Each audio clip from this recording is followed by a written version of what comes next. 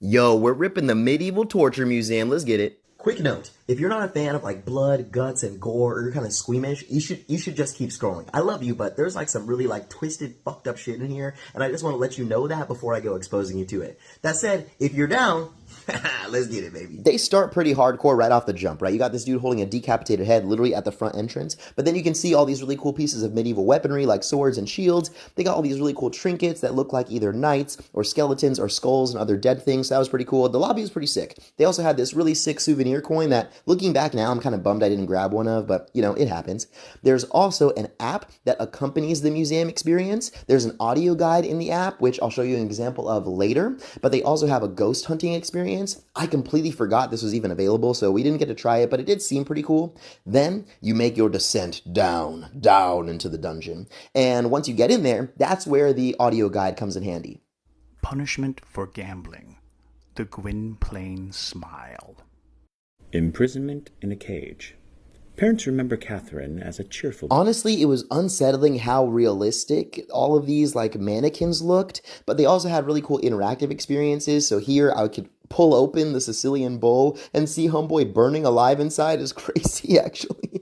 But then you can go see all kinds of other different torture methods all around the place. The music was really eerie. It was really cold. As you can see, there's lots of candles. As we continue on, right, you got more examples like fun photo opportunities like this chair, which was incredibly uncomfortable but totally worth. As you continue, the methods just get more and more gruesome. Those were impalements, which is very Dracula core. Shout out to my Castlevania homies. You love to see it. Another photo op with the homegirl Stumpy. I would say, all in all, this experience was incredibly exhaustive. Like any method of torture you could imagine during the medieval era or anything right before or right after that was in this museum, for real, for real. Another photo op with the homegirl Akemi. I will say, it was incredibly unsettling to see a lot of these things, especially in an interactive manner, especially so viscerally, because I've seen a lot of these things in movies and television shows before, but seeing them this up close and personal was just, ugh. This next thing was called the Cradle of Judah, and it was used on sorcerers and heretics, and essentially that wooden spike behind this dude is like stabbing his lower back as he's hanging upside down, bro.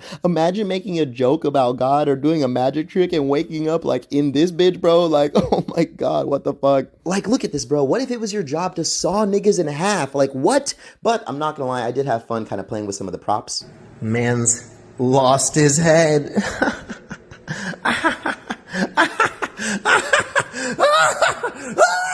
Again, I gotta give it up to them for these mannequins. These expressions and the detail in like the body damage incurred by the kind of torture was so thorough. It was just, oh my goodness gracious. Of course had to dap up the homeboy. You love to see it. They took this man's eyes, bro, and what was even worse, the eyes were on the floor, bro. Ah!